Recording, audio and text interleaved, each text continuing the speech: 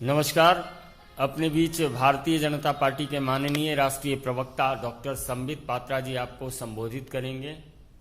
मेरा विनम्र निवेदन है माननीय पात्रा जी से आपको संबोधित करें।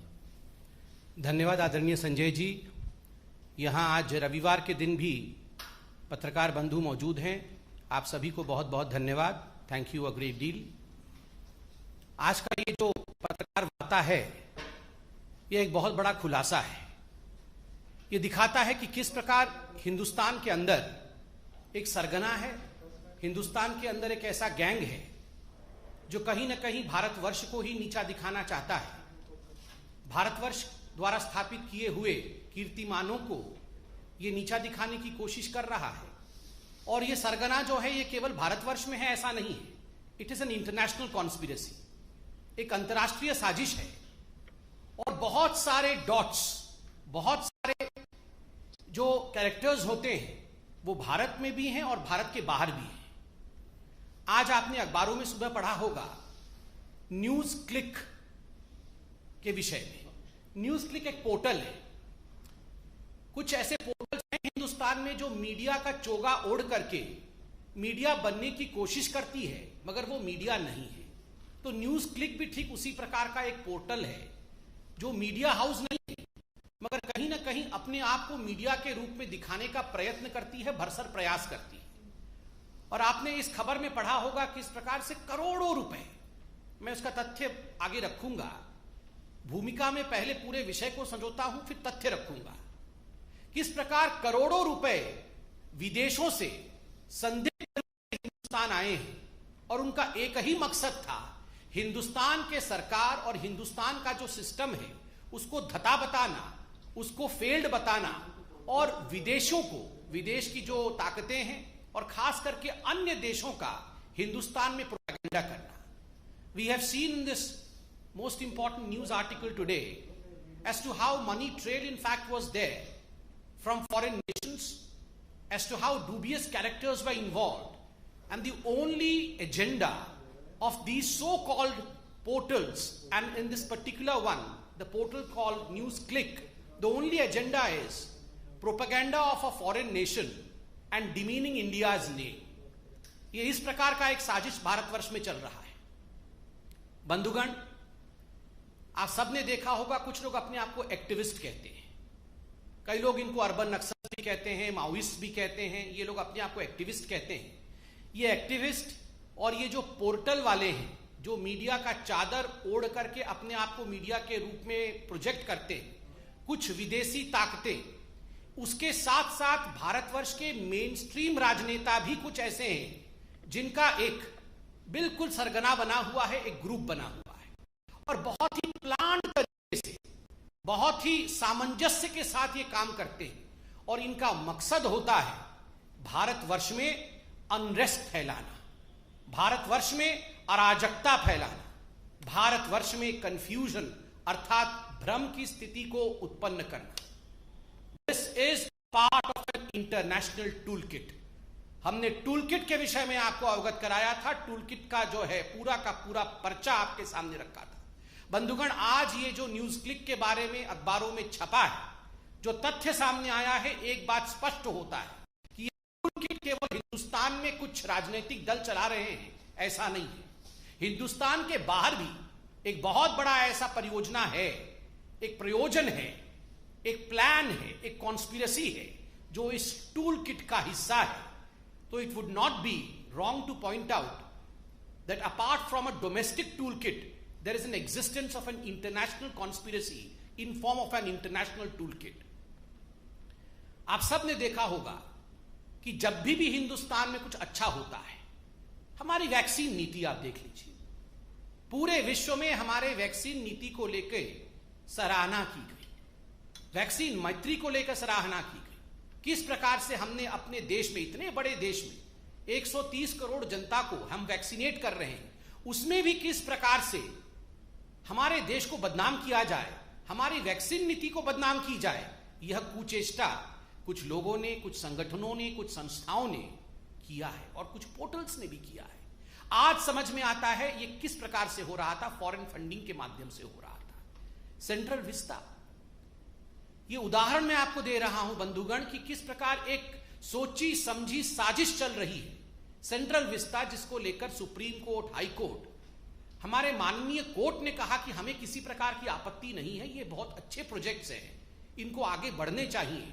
मगर उसके बावजूद जिस प्रकार से कुछ लोगों ने जिद पकड़ करके in a stubborn manner they went ahead with their agenda of demeaning the Central Vista project, friends, today we realize it was only because of the fact that foreign funding and foreign conspiracy was playing.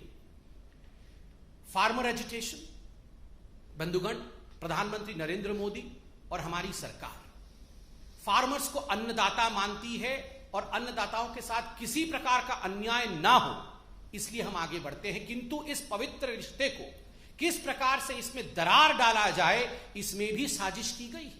और आज ये जो news click वाला issue हुआ है, जिसके विषय में अभी मैं संक्षेप में बताऊंगा, ये बात स्पष्ट होता है कि बहुत बड़ी बड़ी ताकतें हिंदुस्तान को कमजोर करने के लिए लगी हुई हैं। यहां कंफ्यूजन, भ्रम और अनरेस्ट अर्थात अराजकता कैसे फैले, इसकी कोशिश हो रही है। जब से प्रधानमंत्री नरेंद्र मोदी हिंदुस्तान के प्रधानमंत्री बने, कहीं ना कहीं हिंदुस्तान में तो ऐसा नेता हैं ही जिनके आंखों में वो खटक रहे हैं, विदेशी ताकतें भी ऐसी हैं जिनकी आंखों में वो खटक रहे हैं। तो एक बहुत बड़े रूप में किस प्रकार से भारतवर्ष के नाम को नीचा किया जाए, किस प्रकार से प्रधानमंत्री नरेंद्र मोदी जी की चेष्टाओं को, जो वो सुचेष्टा कर रहे हैं भारतवर्ष को आगे बढ़ाने के लिए, उसको कैसे कम करके दिखाया जाए, यह सब कोशिश की जा रही है। किंतु मैं आप कह सकता हूं कि जनता जनार्दन है, वो मोदी जी पर विश्वास करती है। आज जो न्यूज क्लिक का पूरा विषय आया है, मैं संक्षेप में आपके सामने कुछ चौंकाने वाले तथ्य रखने वाला। बंधुगण, यूं तो कहते हैं कि न्यूज क्लिक एक साधारण पोर्टल है। देखिए, इस पोर्टल का नाम पीपीके के नाम से, PPK NewsClick Studio Private Limited के नाम से है। इसमें किस प्रकार से बाहरी ताकतें फंड भेज रही थी भारतवर्ष में, और किस प्रकार से इन फंड्स को लेकर ये फंड कहां जा रहे थे, किन लोगों को ये फंड दिया जा रहा था, मैं इसका खुलासा अभी करने वाला। ये जो पीपीके कंपनी थी जिसके अंतर्गत न्यूज क्लिक आती है, इन्होंने एफडीआई, फॉरेन डायरेक्ट इन्वेस्टमेंट, विदेशी निवेश को एक्सेप्ट किया, लगभग 10 करोड़ के आसपास, 9.59 करोड़ का। दो मुख्य कंपनियों ने पैसा दिया, जिसका नाम है world wide media holdings LLC, और दूसरा है यूएसए का डेलावेयर, जिसका नाम है WWM। इन दोनों ने इसमें मेजर रूप में पैसा इन्फ्यूज किया एफडीआई के रूप में। और ये जो WWM है, इसमें 3 लोग मुख्यतः सम्मिलित थे, वो विदेश के थे, जैसन पेट्शर, नेविली रॉय सिंघम, जो कि श्रीलंका के और उसके बाद अभी अमेरिका में है, और एक तीसरा व्यक्ति है जो एक विदेशी ताकत है और किसी विदेशी देश के फंड को पूरी तरह से हवाला के माध्यम से डाइवर्ट करके किस प्रकार से इसका यूटिलाइजेशन भारतवर्ष में किया जा सके, डूबियस रूट से उन्होंने WWM ने पीपीके अर्थात न्यूज क्लिक को भेजा। बंधुगण, आपको जान के आश्चर्य होगा, ये जो निवेश होता है विदेश से, एफडीआई होती है, उसके लिए आपको एक शेयर वैल्यू दिखाना पड़ेगा कि हाँ ये जेन्युइन लगे, कि ये बड़ी कंपनी थी तभी जाके हमने निवेश किया। कुल मिलाकर 10 रुपए प्रति शेयर का न्यूज क्लिक का वास्तविक जो चरित्र है, वो 10 रुपए प्रति शेयर का उसका ओरिजिनल स्वरूप है। But that was inflated just in order to make news click look as if it was an authentic destination for an FDI, उसको इन्फ्लेट करके 11,510 रुपए का एक शेयर कर दिया गया। अब सोचिए ये षड्यंत्र में कितने लोग इन्वॉल्व थे और किस प्रकार से ये षड्यंत्र काम कर रहा था। केवल ये 10 करोड़ का जो एफडीआई था यही नहीं, लगभग 30 crore, to be precise 28.46 crore रुपया ये जो न्यूज इसने भिन्न भिन्न एजेंसियों से, विदेशों से रिसीव किया। Justice and Education Fund Inc USA, ऐसी बहुत सारी यूएस के एजेंसीज हैं, कंपनीज हैं, जिनसे इन्होंने लगभग 30 करोड़ रुपए लिए हैं। और ये 30 करोड़ रुपए किस लिए लिए हैं? ये 30 करोड़ रुपए लिए हैं maintenance of people dispatch portal. ये 30 करोड़ रुपए लेके एक पोर्टल है जिसका नाम है पीपल्स डिस्पैच पोर्टल, उसका ये मेंटेनेंस न्यूज क्लिक वाले करेंगे। आप जानते हैं ये जो पीपल्स डिस्पैच पोर्टल है ये किसका है? ये भी ये न्यूज क्लिक वालों का है। अपने ही पोर्टल को मेंटेन करने के लिए यूएस की कुछ कंपनियां, विदेशी कंपनियां, वो इनको 30 करोड़ रुपए दे रहे हैं और बदले में कहा गया हम आपको एक्सपोर्ट सर्विस देंगे, मतलब हम बहुत बढ़िया मेंटेनेंस करेंगे और आपको बताएंगे कि हमने कैसे मेंटेन किया, हम सर्विस अपना एक्सपोर्ट करेंगे। मगर जब इनके प्रमोटर्स से पूछा गया कि आपने क्या सर्विस एक्सपोर्ट किया, तो उनके पास कोई जवाब नहीं है। अर्थात ये विदेशी ताकतें जो हैं, ये पैसा किन्हीं और कारणों से भेज रही हैं। ये न्यूज पोर्टल के मेंटेनेंस का तो केवल बहाना है, कारण कुछ और है। अब मैं कारण बताता हूं, किन किन लोगों को इस न्यूज पोर्टल के माध्यम से पैसा गया। ये करोड़ों रुपए बाहर से आए, 30-40 करोड़ तो मैंने अभी हिसाब दिया है, न जाने और कितना आया होगा। अब ये पैसा गया कहां? मैंने आपको कहा था कि हिंदुस्तान के अंदर ऐसे कुछ राजनेता हैं, ऐसे कुछ एक्टिविस्ट हैं जो चाहते हैं कि हिंदुस्तान में एक माहौल भ्रम का और अनरेस्ट का बने। आपको याद होगा गौतम नौलखा, क्योंकि एल्गार परिषद के जो माओइस्ट लिंक थे वो अरेस्ट हुए थे। गौतम नौलखा, कई लोगों ने उन्हें अर्बन नक्सल भी कहा, और गौतम नौलखा जिन्होंने भीमा कोरेगांव केस में हिंदुस्तान में अनरेस्ट फैलाने की कोशिश की थी, उनको इसमें से लगभग 21 लाख रुपए मिले। ये तो एक रिकॉर्ड हमारे पास है, आज अखबारों में भी छपा है। न जाने कितने सोर्सेस से ऐसे कितने रुपए इस प्रकार के एक्टिविस्ट्स को मिलते होंगे, यह चौंकाने वाला है। 21 लाख रुपए गौतम नौलखा को मिले। दूसरा, इसमें से लगभग 52 लाख रुपए बप्पादित्य सिन्हा। बप्पादित्य सिन्हा कौन है? बप्पा आदित्य सिन्हा है, ये एक बहुत प्रमुख व्यक्ति हैं, शेयर होल्डर भी हैं न्यूज क्लिक के, पीपीके के। मगर अगर राजनैतिक रूप से देखा जाए तो Sinha ji communist party of India के आईटी सेल के एक प्रमुख सदस्य हैं। कम्युनिस्ट पार्टी के आईटी सेल के एक प्रमुख सदस्य हैं मिस्टर सिन्हा, और उनको 52 लाख रुपए दिए गए थे पीपीके कंपनी द्वारा। खुद वो शेयर होल्डर भी है। और तो और हमें समझ में यह नहीं आ रहा है, 9वीं क्लास पढ़ा हुआ एक इलेक्ट्रीशियन है जोसेफ राज, जिनको 1.5 करोड़ से अधिक रुपए पीपीके ने दिया। क्यों दिया?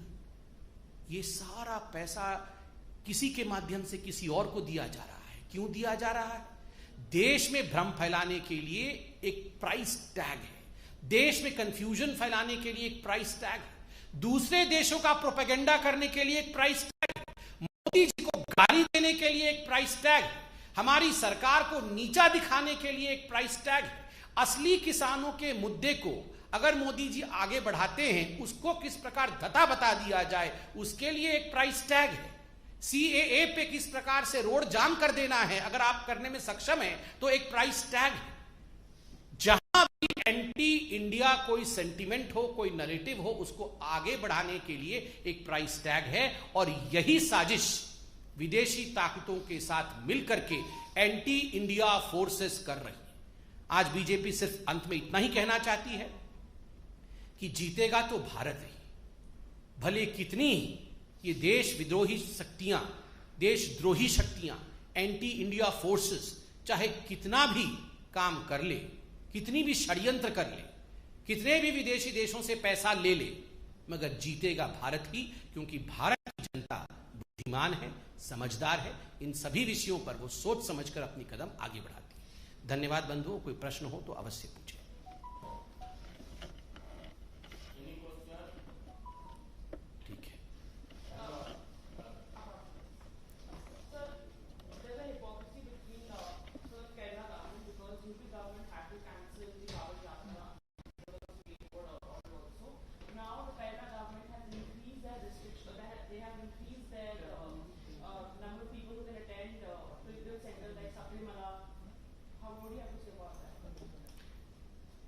See, as far as COVID is concerned, it is a matter of concern. We all have to follow COVID appropriate behavior. The Prime Minister of the country, the government of the day, the Supreme Court and all other courts have instructed us, have advised us accordingly. But I firmly believe that selectivism is something which has been taunted, which has been in fact called out by the citizens of this country. As far as the Kerala government is concerned, the news that has come out today, that despite the fact that the state of Kerala is reeling under high pressures of COVID, we have increased COVID patients there. We have We have to take great many steps to see to it that people do not fall ill. But is it appeasement? What Kerala government is doing is something which people are asking. I firmly believe that the Kerala government would heed to all these advices and would see to it that the citizens of Kerala are protected.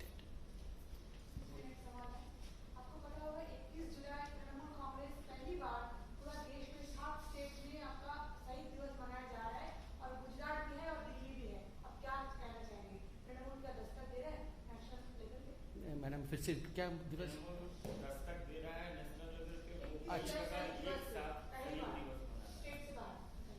नहीं, state से बाहर शहीद दिवस मना रहा है, अच्छी बात है। वो एक डेमोक्रेटिक कंट्री है हमारी, कोई भी शहादत को अपनी आंखों को नम कर सकता है शहादत में, मगर जो हमारे कार्यकर्ता शहीद हुए हैं बंगाल में, जिस प्रकार से हजारों लोग बेघर हो गए, जिस प्रकार से हमारे पार्टी के माताओं और बहनों के साथ जो ट्रीटमेंट हुआ है, न जाने कितने लोगों को मार दिया गया है, महिलाओं का बलात्कार हुआ।